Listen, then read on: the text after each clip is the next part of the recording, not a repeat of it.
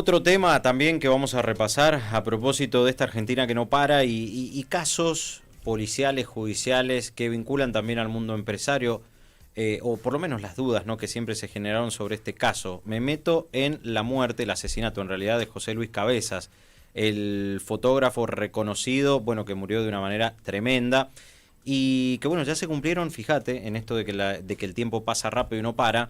Ya se cumplieron 29 años de este asesinato, que fue un hito negativo, por supuesto, para la prensa en Argentina, que puso en duda también la libertad de prensa y que creo que nos mostró en primera persona lo que es poner el cuerpo para fotografiar sobre todo a los poderosos. Vamos a dialogar con Esteban McAllister, él es fotoperiodista, a propósito de este asesinato, bueno, y un hombre que tenía, por supuesto, relación con José Luis Cabezas. Esteban, ¿cómo estás? Buenas tardes. Hernán Vitar y el equipo de Libre de Humo te saludan. ¿Cómo va?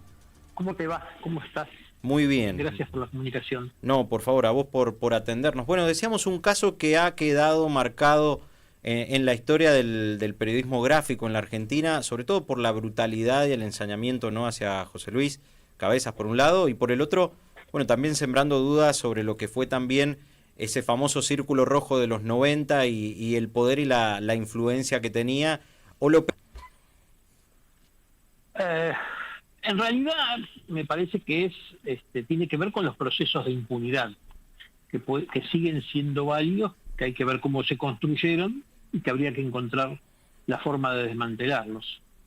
O sea, me parece que tiene que ver con esas herramientas, ¿sí? Yo, para que los oyentes se puedan ubicar, yo fui conducción de ARGRA en ese momento, trabajaba en la revista Noticias, conocía personalmente a José Luis, y fui conducción de ARGRA a partir de este hecho, con otros compañeros, desde el 97 hasta el año 2005, llevamos adelante el hecho de poder ser querellantes en el juicio, que fue algo muy difícil, pero fue un gran logro, no solo para el caso, sino para toda la sociedad, y, o sea, porque le hemos dado una herramienta a las asociaciones que pueden utilizar.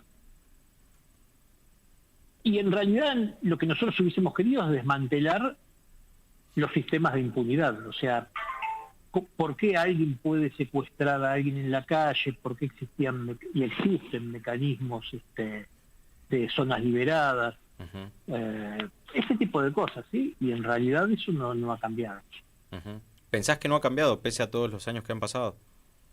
No, porque,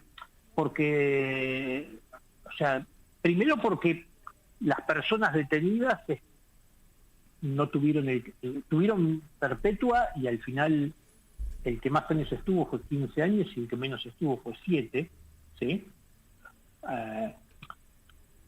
Además hay un hecho que es fundamental: nadie encuentra a los horneros y a los policías por una excelente investigación jurídico-policial. Alguien escucha un rumor y se entregan en medio de una negociación política. Claro. Ahora, también... sí.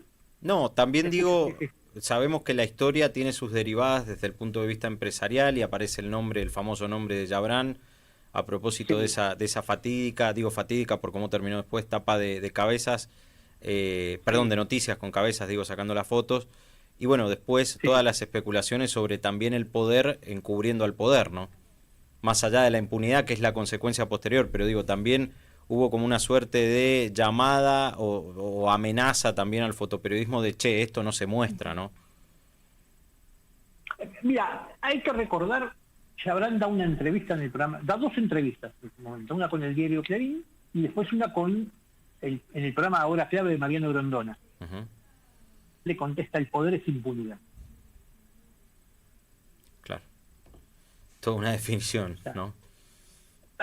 Yo hoy leía datos de Oxfam sobre las concentraciones de la riqueza y los derivados de eso, o sea, qué es las personas más ricas del mundo, qué es lo que hacen con su dinero. Y permite sostener campañas electorales, permite presionar para modificar leyes, ¿eh? El poder es eso, el poder es impunidad. Esteban, Carlos Dugliani, mucho gusto, Esteban. ¿Cómo te va? Me va muy bien, te sigo con atención, fuiste testigo privilegiado desde la editorial Perfil en ese momento de esta cuestión que para mí por los años que tengo, fue un antes y un después en la libertad de expresión de este país, sin ningún lugar a dudas. Lo que ustedes lograron como fotoperiodistas, como periodistas, e inclusive la empresa, con la fuerza que puso en aquel momento también, lograron algo realmente increíble, más allá de las penas. Hay que recordar un poco, y tú lo tenés muy claro, que Argentina se vivía, tal vez peor que esta, la maldita policía de Duhalde en la provincia, Menem en los últimos años de presidencia peleando por una candidatura que después no tuvo, el antecedente del 2001 que hizo caer este país a los niveles más bajos de lo que probablemente pueda tener en el siglo XXI. Era una situación realmente muy difícil. ¿Cómo viviste vos el momento? ¿Cómo viviste el momento, esta cuestión que a todos nos sorprendió? Hay que recordarle a la gente que le dieron 2 balazos a José Luis, estando maniatado, lo pusieron adentro de un auto y le prendieron fuego al auto, ¿no? Es decir, síntoma de una impunidad política, más allá de los delincuentes en sí mismo, increíble. ¿Cómo lo viviste vos? ¿Qué era estar en ese momento? Yo primero te voy a la primera sensación, ¿sí? Yo me acuerdo que tenía el fin de semana libre y me había ido a visitar a un hermano que vive en Moreno. Y yo en esa época vivía cerca del Parque Centenario, en el centro de la capital federal. Viaje largo. O sea, me había ido 50 kilómetros. 50 kilómetros. Pasar 50 kilómetros en Buenos Aires, con el tránsito y todo, siempre es complicado. Regreso, prendo el televisor y veo la cara de José Luis, veo la foto que después se hizo famosa, que estaba en los afiches, que está en nuestra credencial, ¿sí? Y escucho, eran como las 6 de la tarde, me había desconectado. Y viste, cuando decís este fin de semana me desconecto, uno de los jefes de fotografía, Pocho Gambetta, me atendió llorando, me dijo llamarlo a Hugo Ropero, que era otro de los jefes, y era incomprensible la situación. Pero yo a partir de ese momento sabía que tenía que estar en la conducción de la asociación y que tenía que hacer algo. Y por suerte no era el único. Pero noté en esto un clic, ¿sí? Porque a veces, ¿viste cuando parece que no pasa nada, y de repente la sociedad hace un clic? Entonces yo al otro día me voy a subir yo tenía una oficinita para otros trabajos míos de fotografía en San Telmo, me voy a buscar el equipo para ir a la marcha que se hacía el otro día, que caminamos hasta la Casa de Gobierno, y cuando me subo al colectivo con el chaleco de fotógrafo y el bolso, el colectivero, que era un 29, el colectivo me dice, no, vos sos fotógrafo, me dice, vos viajas gratis. Y después lo que a mí me impresionó muchísimo fue la marcha del primer mes. Lo que yo voy a decir es lo que yo sentí, no quiero decir con esto que sea realidad, ¿sí? Lo que yo sentí es que nunca más se hacía carne en toda la población. Cuando vi la gente cortando las calles, cuando se hizo el minuto de silencio, porque se iba a hacer en las redacciones y después se hizo en todo el país. Y nosotros salimos, los diferentes fotógrafos de diferentes medios, a hacer las fotos. Y cuando empecé a ver las fotos que estaban llegando, yo en ese momento estaba en DIN. Había dejado hacía muy poquitos meses noticias, pero seguía en contacto, cada tanto hacía alguna nota.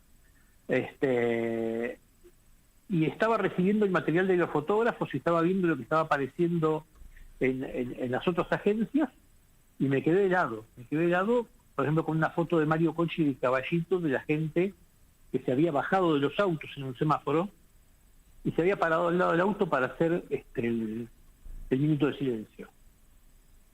Y la verdad que me sorprendió. Uh-huh. Se sintió el apoyo, digamos, de la gente, claro. Claro, o sea, había un clic.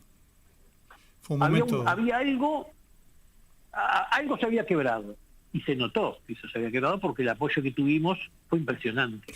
Ya había pasado lo de la embajada, ya había pasado lo de AMIA. Claro, exacto. Me sacaste las palabras de la boca. A mí me gustaría, y Hernán me lo va a permitir, que es el conductor del programa, que tuvieras un mensaje para los periodistas jóvenes. Ellos lo son, ellos lo son, tanto Juli como Hernán, son dos periodistas jóvenes aquí, y yo siempre he dicho la misma frase que todos decimos desde aquel entonces: cada vez que hay un 25, aunque caiga el 24 o el 26, no se olviden de Cabezas. Tienen que saber, yo considero, trabajamos en una casa donde hay muchos periodistas jóvenes, a mí me gustaría tu mensaje como compañero para todos estos periodistas que están en formación, obviamente algunos consolidados, sin ningún lugar a dudas, pero que sientan un poco lo que sentimos todos nosotros en aquel momento. Yo lo que te quiero decir es, yo no sé si yo les puedo pedir algo a ellos, porque la realidad de los trabajadores del periodismo hoy en día es terrible. Y todos tienen que tener 2 o 3 trabajos, y pedirle a alguien que tiene que tener 2 o 3 trabajos, que ponerle exigencias desde un lugar por alguna tarea que hicimos nosotros en ese momento, no me corresponde. Lo que sí puedo decir algo que es sencillo, que se preocupen mucho por su formación, por tener muy en claras sus ideas y por defender lo que uno piensa, porque uno,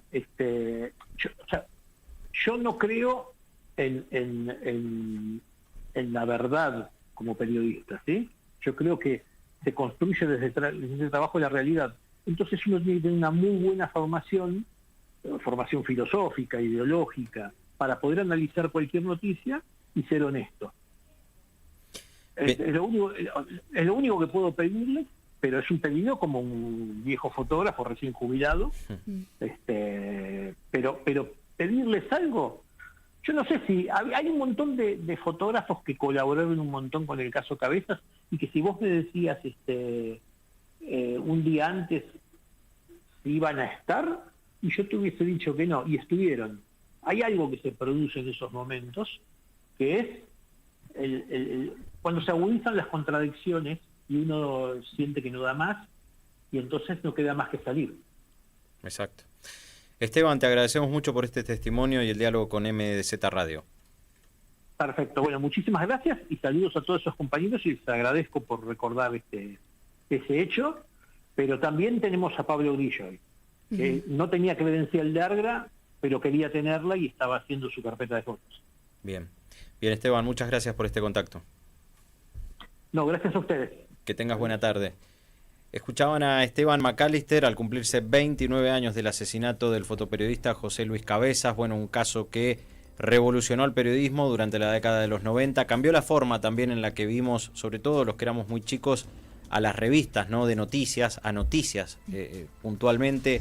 Lo que decía un poco del círculo rojo, ¿no? El poder, la influencia de los empresarios sobre la política y también sobre la justicia. Y bueno, un caso que terminó con la autoeliminación de Alfredo Yabrán, porque digo, no se terminó con lo de Cabezas. Después el empresario fue acusado de haber sido el autor material o intelectual de ese asesinato por una tapa de la revista Noticias que le había molestado, en la cual se lo veía caminando por la playa de Pinamar, un lugar que era la crème de la crème, ¿no? Durante la década de los 90, donde iban empresarios, donde se hacían fiestas, donde claro, habían fotos que incomodaban, y hasta ahí Yabrán era el hombre del poder sin visualización, sin repercusión, claro, de Menem, exactamente. Entonces no estaba la foto de Yabrán, faltaba la foto, hasta que fue José Luis Cabezas el que la sacó, y bueno, después sucedió lo que sucedió, ¿no? Lamentablemente hace ya 29 años. Después, claro, podemos hablar de la justicia, podemos hablar de los medios y demás, que también es cierto, hubo un cambio, pero bueno, este caso sin lugar a dudas fue un quiebre, por lo menos para el fotoperiodismo en nuestro país.